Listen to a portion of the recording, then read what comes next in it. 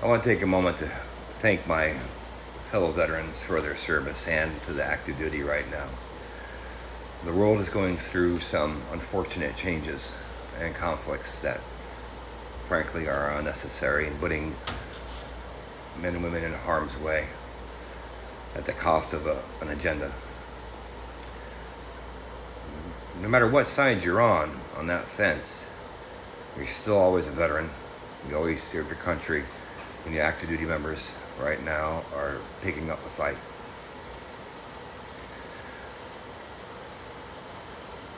You are always in our prayers,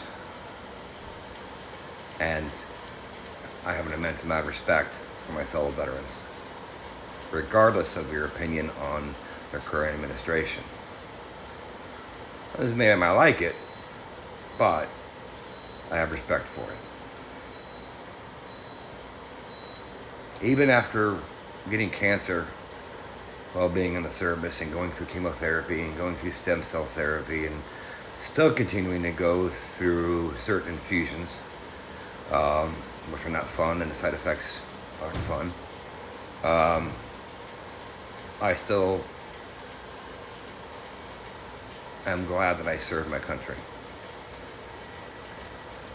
I wish more people would, really, and like many or several European nations, I think that service should be mandatory.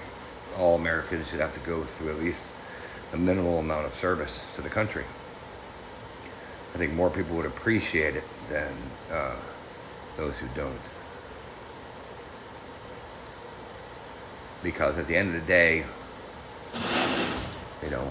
we bring home nightmares that other people will never understand.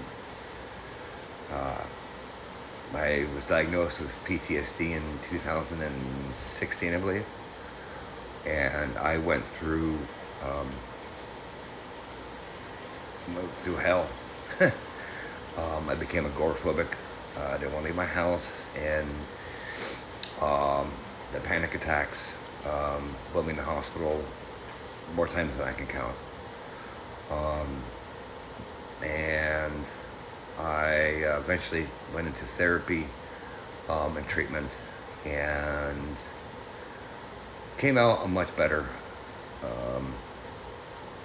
knowledge of PTSD and how to cope with it and learned coping mechanisms. Now, that wasn't the end of it all. I still had to teach myself coping mechanisms to deal with the anxiety and the panic attacks. And 2026, and I've got it about 90%, 95% under control because I've taught myself and had help from others and counselors at the VA and private counselors.